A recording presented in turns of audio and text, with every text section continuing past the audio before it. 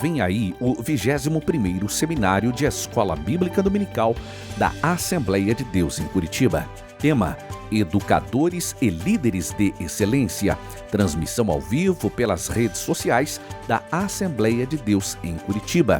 Dia 8 de agosto, às 2 horas da tarde.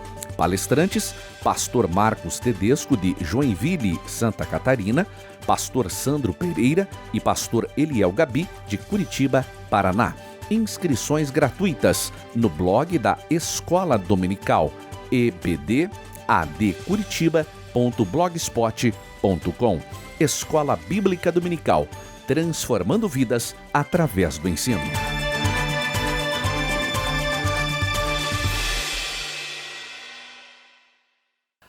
A paz do Senhor, alunos que amam a Escola Bíblica Dominical. Não deixem de se inscrever para o 21º Seminário da Escola Bíblica Dominical. Esse ano vai ser totalmente online. Você também pode acessar a ficha de inscrição em assembleiadedeus.org.br, assembleiadedeus.org.br. Quero abrir mais um parênteses para falar da Faculdade de Teologia da nossa igreja, a FCC, Faculdade Cristã de Curitiba, que está com o vestibular aberto para o curso de Teologia nas modalidades semipresencial e também por ensino exclusivamente à distância. A FCC obteve reconhecimento do MEC com a nota máxima, sendo considerada a melhor faculdade de teologia do Paraná e uma das 5 faculdades de teologia do Brasil a atingirem essa nota máxima do MEC. A FCC, entre essas 5 faculdades, é a única com ensino baseado na teologia pentecostal. Se inscreva e faça o vestibular em faculdadecristandecuritiba.com.br. Ainda dá tempo. Todos aqueles que temem ao Senhor devem, por esse exclusivo interesse, se esforçar para conhecer melhor ao nosso Deus. E a FCC é um dos caminhos para isso acontecer. Venha nos conhecer em faculdadecristandecuritiba.com.br. Fecha aspas, vamos à lição da Escola Bíblica Dominical deste domingo. Hoje estudaremos a lição 5, que tem por título Zorobabel recomeça a construção do templo. O texto áureo está em Ageu, no capítulo 2, versículos 10 a 18. Diz assim: Ao 24º dia do mês 9º, no 2º ano de Dario, veio a palavra do Senhor pelo ministério do profeta Ageu, dizendo: Ponde, pois, vos rogo, desde o dia em que se fundou o templo do Senhor, ponde o vosso coração nessas coisas. Ageu 2, 10 e 18. A verdade prática da lição de hoje diz assim: sob o poder de Deus, a igreja torna-se imbatível no cumprimento das tarefas que Cristo lhe entregou. Nós temos uma leitura bíblica em classe que eu sempre gosto de fazê-la porque é de relevância e todo o estudo está baseado nesses textos. E aqui temos textos em 3 livros, no livro de Esdras, no livro de Ageu e no livro de Zacarias.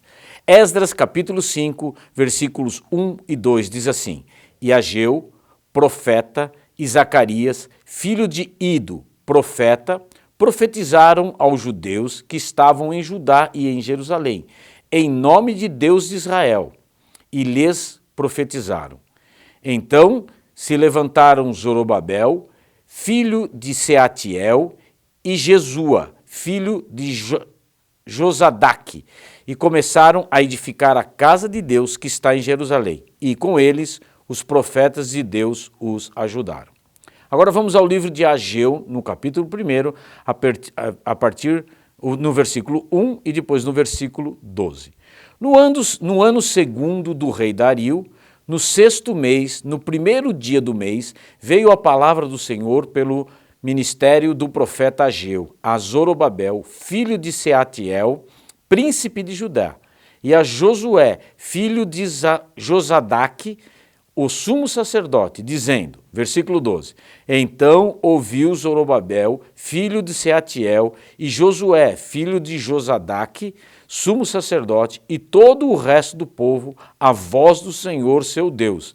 e as palavras do profeta Ageu, como o Senhor, seu Deus, o tinha enviado, e temeu o povo diante do Senhor.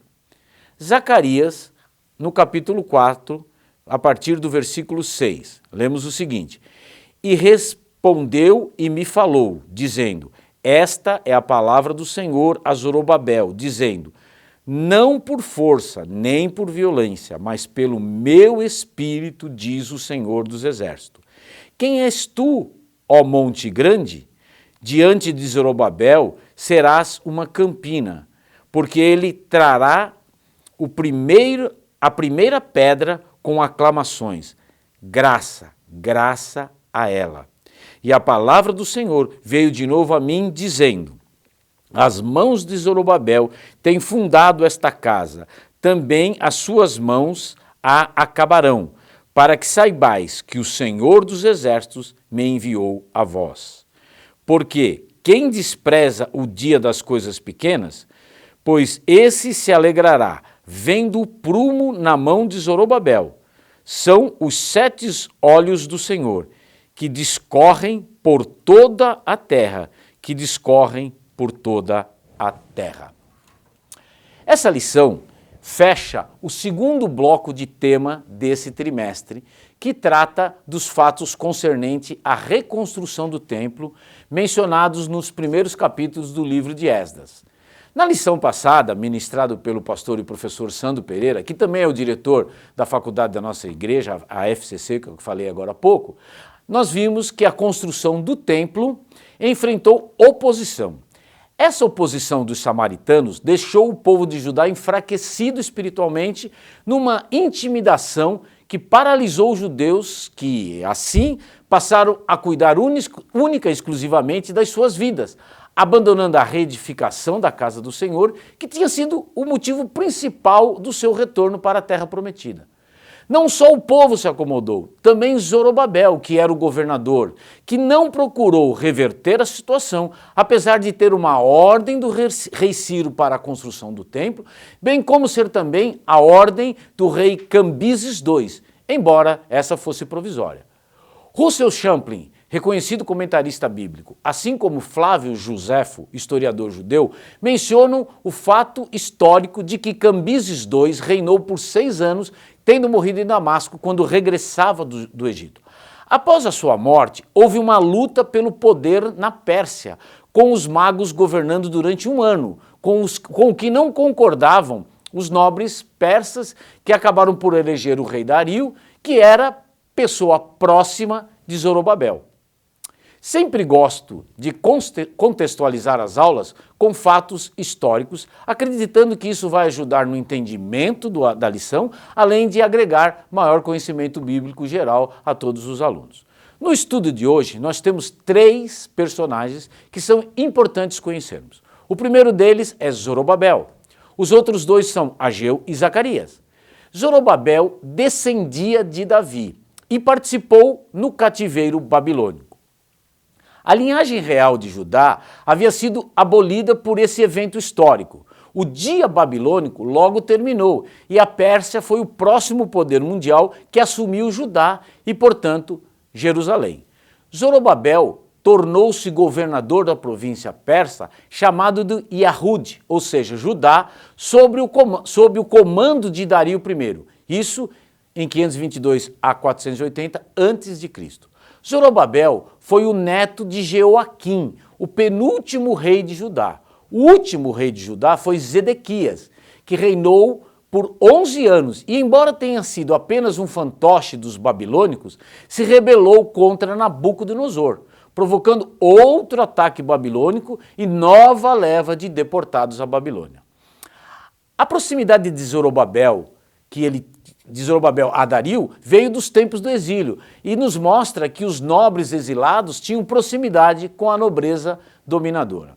Zorobabel e o sumo sacerdote Josué eram os líderes dos exilados que retornaram da Babilônia e foram responsáveis pela construção do segundo templo. Como Zorobabel descendia da família real e de Davi, tinha certa autoridade para fazer o que fez.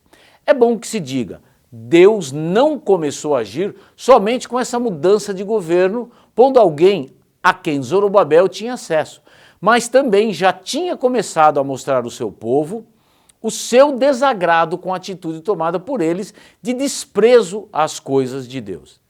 Na leitura em classe, você percebeu que o comentarista inclui, além da leitura de Esdras, a leitura do livro do profeta Ageu e também do profeta Zacarias. Isso nos conduz para o primeiro tópico da lição, que tem por título Deus suscita os profetas Ageu e Zacarias.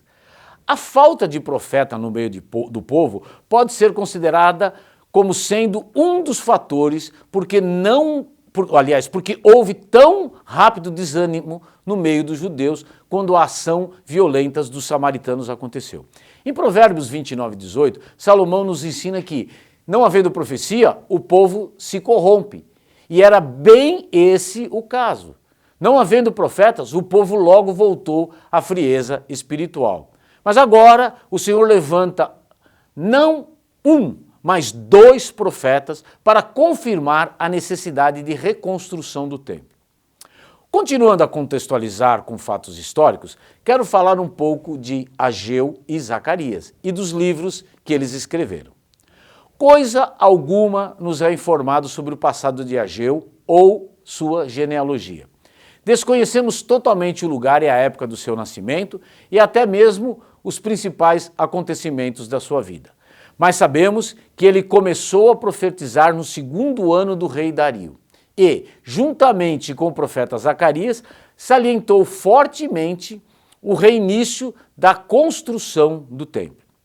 Podemos concluir, pelas circunstâncias, que Ageu era homem dotado de elevados propósitos, que exercia grande influência e que cultivava profunda espiritualidade.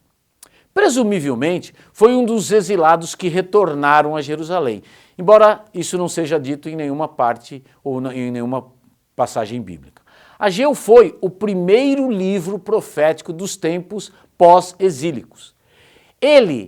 Esse livro que registra 4 discursos dirigidos aos judeus que retornaram do exílio a Jerusalém entre agosto e dezembro de 520 a.C.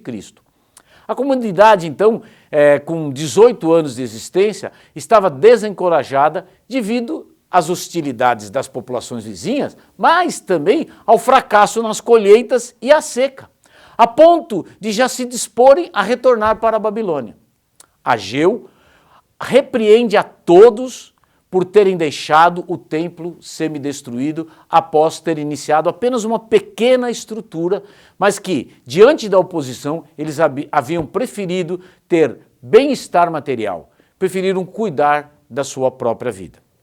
Ageu foi levantado para denunciar o abandono e o menosprezo do povo para com a obra de reconstrução do templo, mostrando aos judeus que as dificuldades que passavam em virtude da perda de produtividade da terra eram consequências dessa atitude.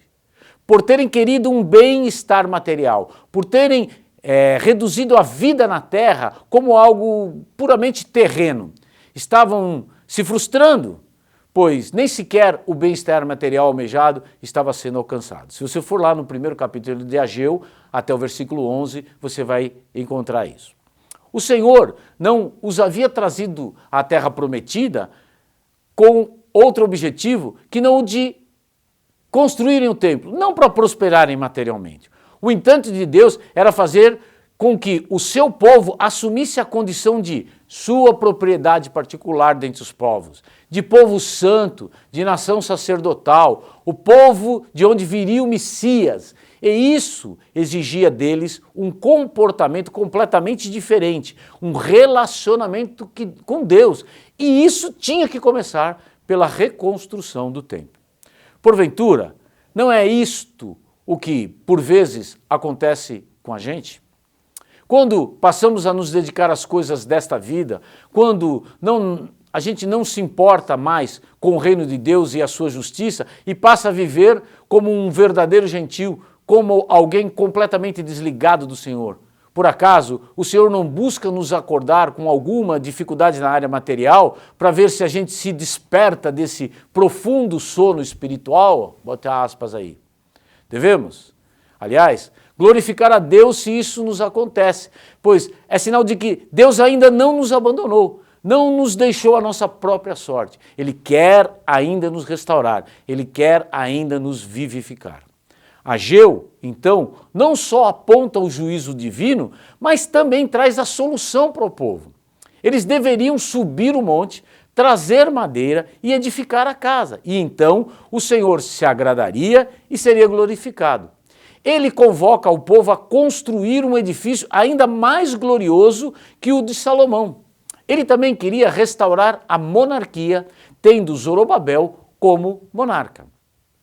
Ageu foi bem diferente dos profetas reformadores anteriores ao exílio, por ser, assim, mais sacerdotal, salientando a adoração no templo, os rituais como a chave para maior prosperidade. Para que ficasse bem demonstrado que reconstruir o templo se tratava de uma palavra vinda da parte de Deus, Deus levanta também o profeta Zacarias. Zacarias, o profeta, era o neto de Ido. Ido era líder de uma família de sacerdotes e filho de Berequias. Assim, Zacarias era tanto sacerdote como profeta e via o mundo através desses dois olhos.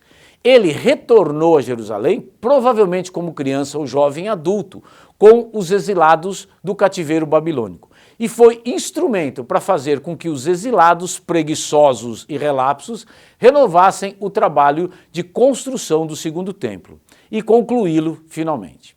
Zacarias era um contemporâneo mais jovem de Ageu e os dois trabalharam na mesma época e no mesmo local em Jerusalém. Isso por volta de 520 a.C. Assim, é correto chamar as profecias dos dois de livros companheiros, já que eles se uniram nos esforços para corrigir os mesmos problemas espirituais dos exilados que retornaram a Jerusalém após o cativeiro babilônico. Como eu já disse, os dois profetas entregaram suas profecias na mesma época, Mas parece que Ageu morreu ou se mudou de Jerusalém. Assim, de certa forma, foi Zacarias quem deu continuidade aos trabalhos de Ageu, que os dois haviam compartilhado enquanto Ageu, ainda estava em Jerusalém. Zacarias foi o mais messiânico e escatológico dos profetas menores. Que são assim chamados, não pelo conteúdo de suas profecias, mas pelo tamanho dos seus escritos. E é, digamos assim, abre aspas, rival até mesmo de Isaías, entre os grandes profetas messiânicos. Há mais profecias messiânicas nesse livro de Zacarias do que em todos os livros dos profetas menores juntos. No capítulo 1, a partir do versículo 7, até o capítulo 6, versículo 8, encontramos 8 visões noturnas que fazem uma descrição bem marcante sobre o futuro Messias. A segunda parte do livro trata de questões escatológicas. Zacarias, no contexto pós-exílico, traz uma mensagem de chamado à conversão, dizendo que se o povo se voltasse para Deus, Deus se voltaria para eles. Isso fica claro nos primeiros versículos do primeiro capítulo de Zacarias. Ele adverte o povo para que não cometa o erro dos seus pais, que, por causa disso, tinham perdido a posse da terra prometida. Desprezar a Deus e deixar de dar prioridade ao reino de Deus e à sua justiça, como nos mostra o profeta Zacarias, era uma direção rumo à perdição, rumo à destruição. Deus não mudou. O que era errado naquele tempo continua sendo errado hoje, nos nossos dias.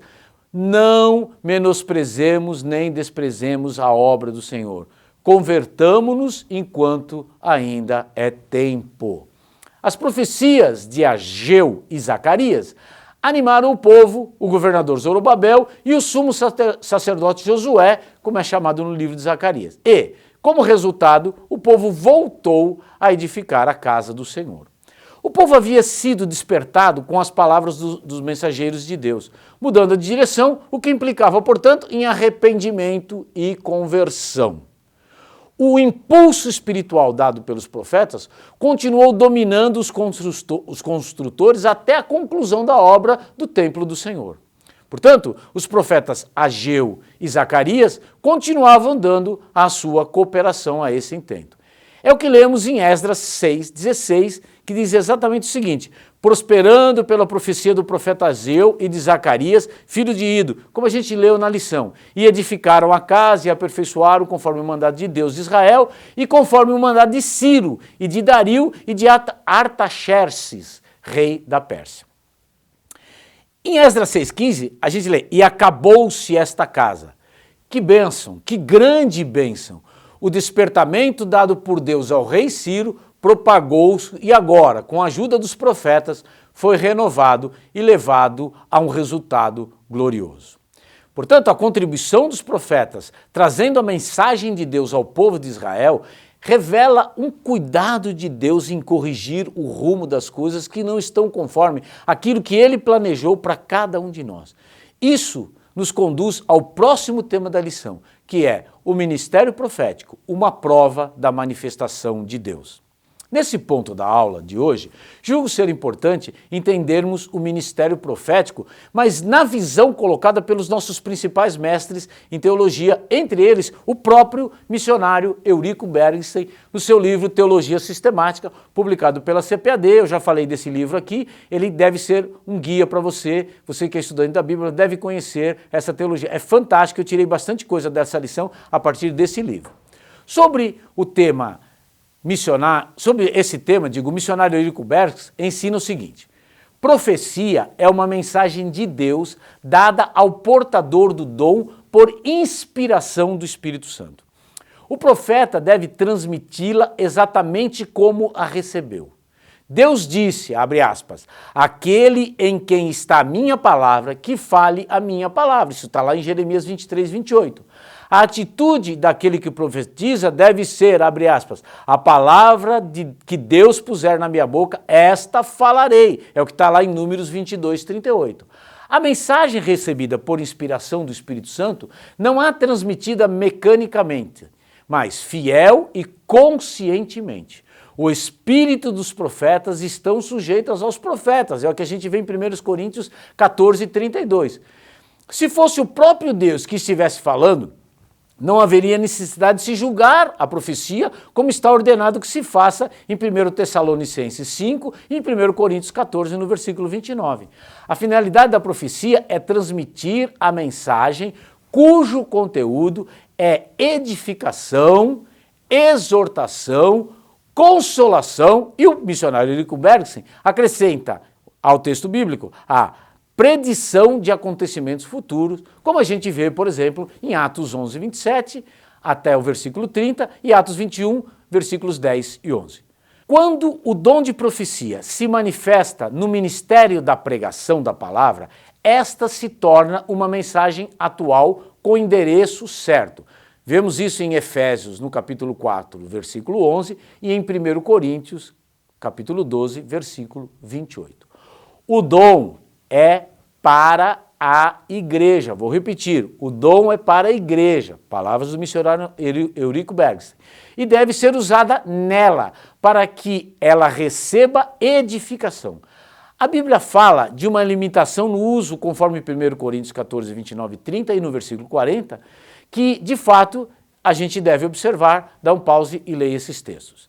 A profecia não deve ser fonte de consulta ou meio de obter direção para uma vida espiritual ou vida material. Vou repetir, não é meio de consulta. A profecia não é meio para obter direção de qualquer coisa, inclusive da vida material. Jesus é o único mediador entre Deus e o homem, ensina o missionário Eurico Bergsten. E é ele quem dirige e orienta todos os que o buscam. A finalidade da profecia é outra. Quando o dom da profecia é usado conforme a orientação da Bíblia, traz muitas bênçãos. A igreja é edificada, conforme vemos em 1 Coríntios, no versículo 3 do capítulo 14. E preparada para a batalha, conforme 1 Coríntios 14. Versículo 8. E também vemos em Oséias 12, 10 e 13. O dom da profecia transmite temor à igreja, conforme 1 Coríntios 14, 24, e faz o povo evitar a corrupção, conforme Provérbios 29, versículo 18. Fecha aspas, aqui termina o ensino do missionário Eurico Bergson. Mas, para a gente não ficar só nas lições do missionário Eurico Bergson, que por si já seriam suficientes, eu quero citar as lições de Stanley Horton no livro Teologia Sistemática, uma perspectiva pentecostal, também publicado pela CPAD.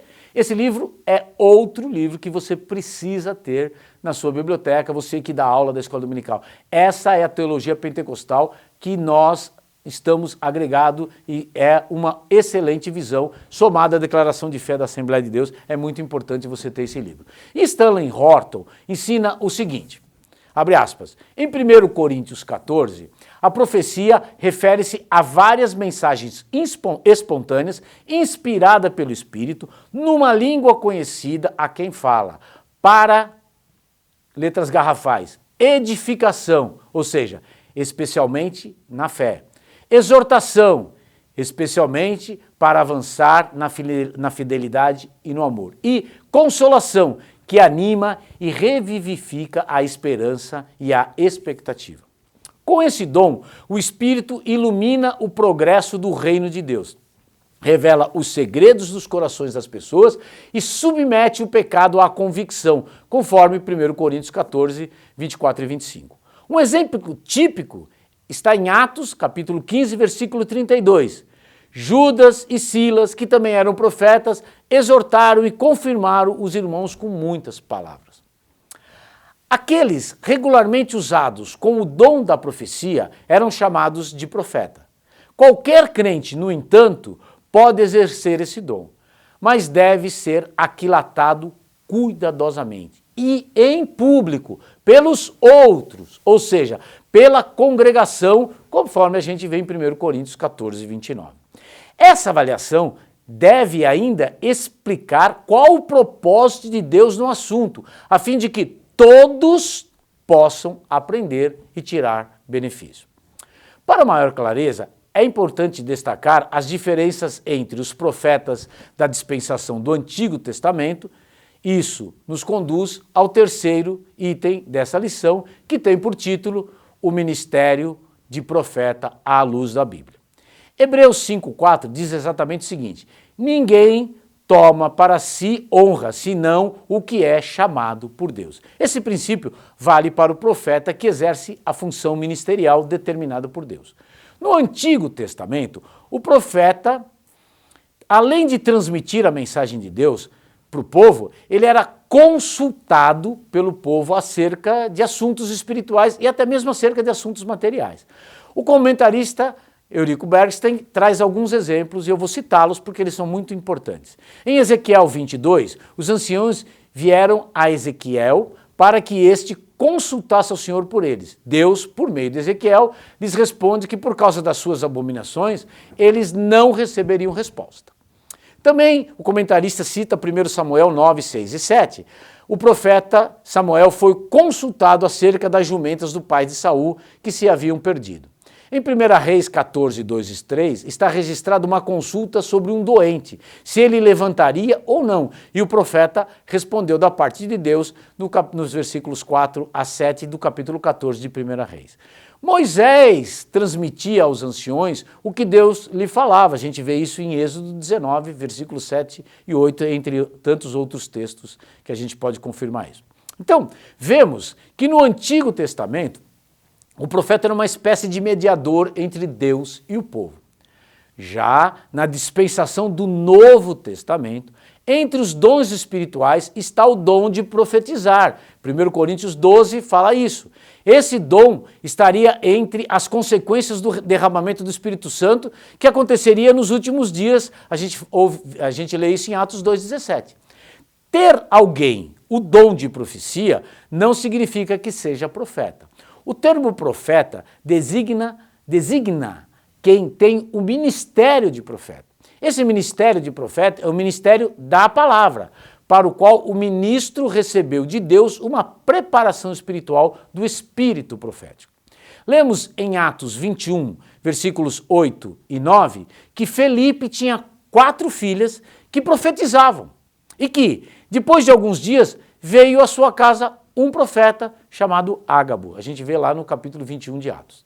Existe, porém, uma diferença importante entre o ministério de profeta no Antigo e no Novo Testamento.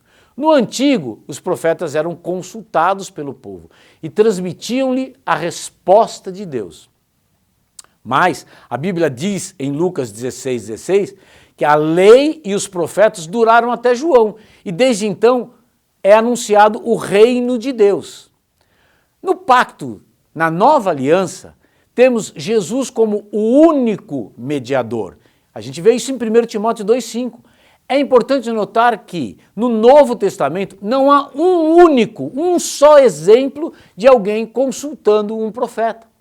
No Novo Pacto, todos temos acesso a Deus por Jesus Cristo, está lá em Efésios 2,18. Jesus é o único mediador, em Timóteo 2,5, Paulo fala isso a Timóteo.